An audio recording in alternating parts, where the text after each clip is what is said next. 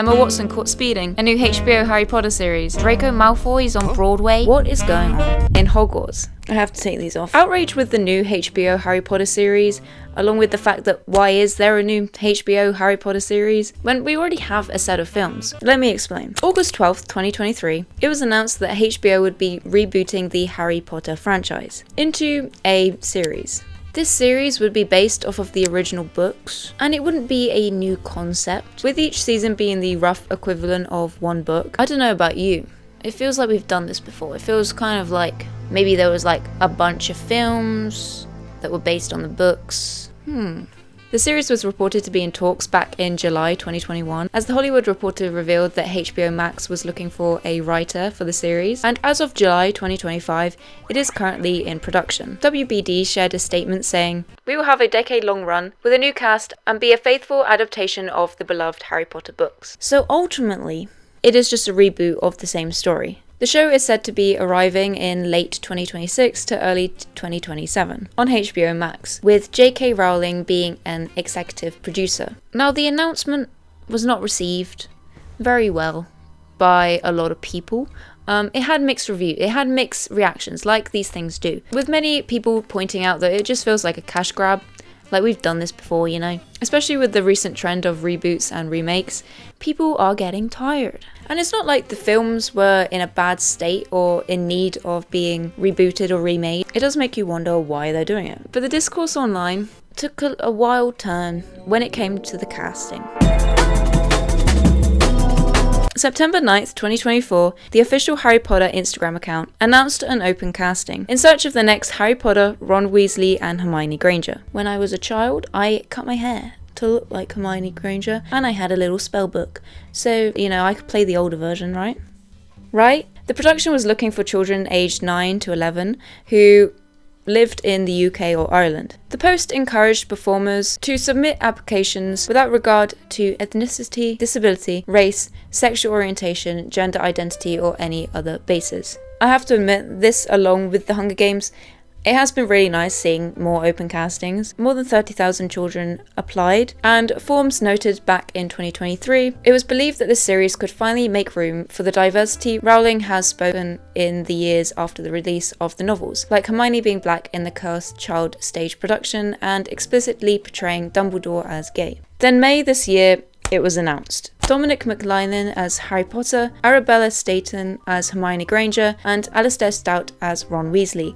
Sorry if I pronounce any of these names wrong. I'm really bad at name pronunciation, so just bear with me. Along with John Lithgow as Dumbledore, Papa Esidu as Snape, Tom Felton as Draco Malfoy.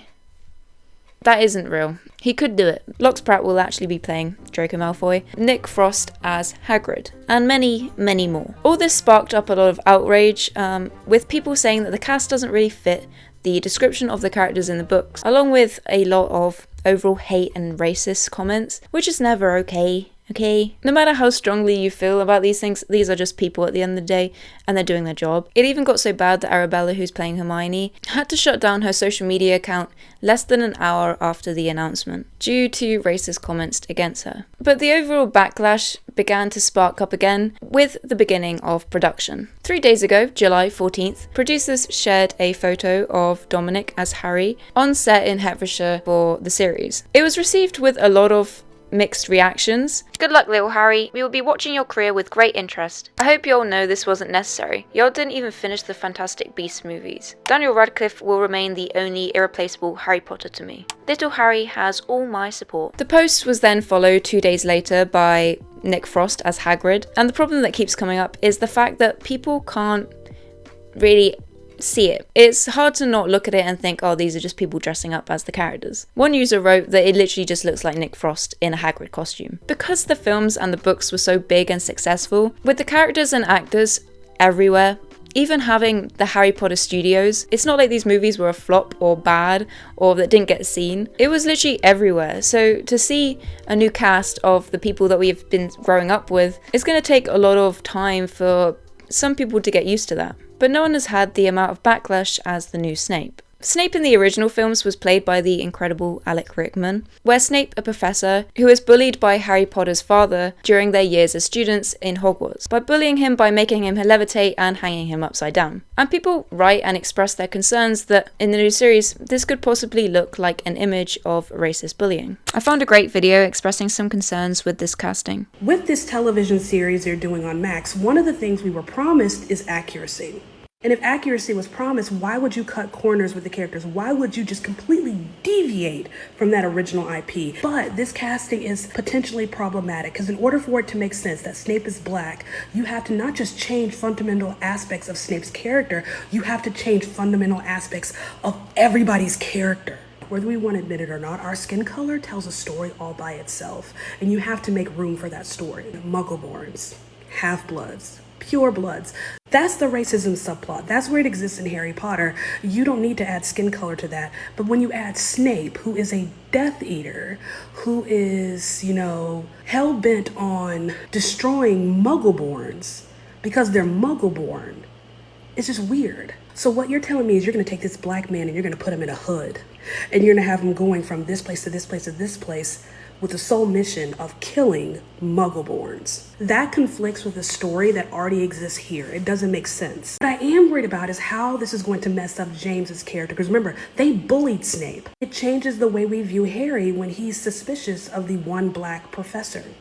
This is a weird move.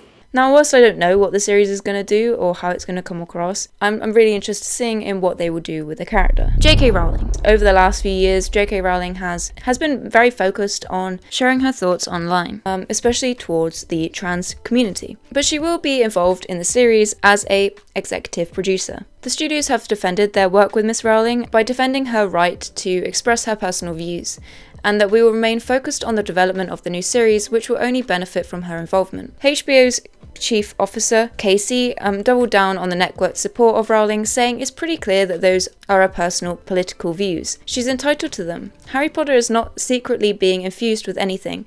If you want to debate with her, you can go on Twitter. Francesca and Mark, who also worked on Succession, have signed up as a writer and director. Gardner will serve as a showrunner and executive producer. Mark will direct multiple episodes in addition to serving as an executive producer. Now let's move on to the man who shall not be named. Voldemort. There hasn't been an official announcement for who will play Voldemort, but it has reportedly been cast, just not announced publicly yet. Whilst there have been a lot of speculation on who will play Voldemort, and like the nature of any casting or production or new show or movie, there's been a lot of fan casts. One of the favourites amongst everyone is Cillian Murphy, which honestly, I will watch that man in everything, or anything he does.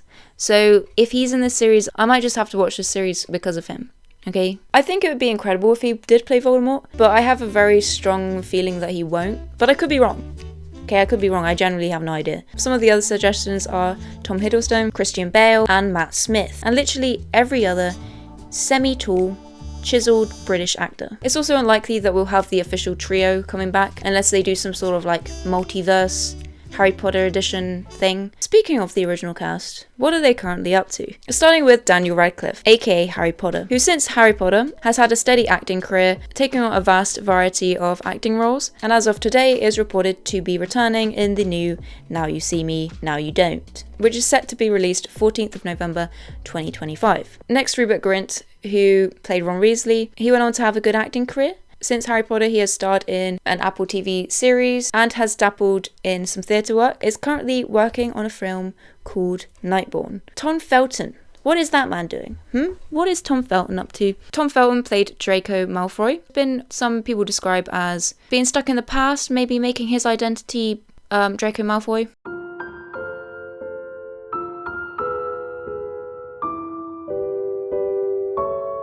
He is currently reprising his role as Draco Malfoy on Broadway in the onstage spin-off of the Harry Potter and the Cursed Child, saying, "It's surreal to be stepping back into his shoes," and of course his iconic platinum blonde hair. And I'm thrilled to be able to see his story through and share it with the greatest fan community in the world. He'll play the role in New York's Lyric Theatre for 19 weeks from the 11th of November. Finally, Emma Watson, aka Hermione Granger. Emma Watson has carried on to have a great acting career, being very particular with her roles. She attended Brown University and graduated in 2014, and she became a voice for gender equality, and has a gin brand with her brother. But more recently has taken a break from acting, and even though this has no relevance to the video whatsoever, as of yesterday has been banned from driving for 6 months and made to pay a fine after speeding a blue Audi going 38 miles per hour in a 30 in Oxford, July last year, with already 9 points on her licence. I never took Emma Watson as a speed demon,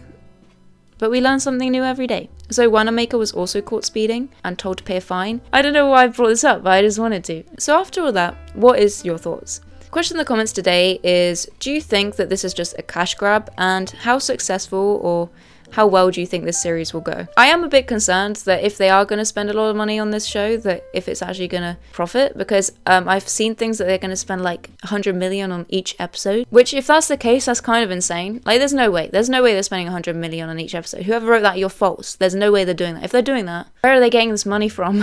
Thank you guys so much for watching, and I hope you have a great day, and I'll see you soon. Dumbledore asked calmly. Harry! I protest! Harry, you put your name in a goblet of fire.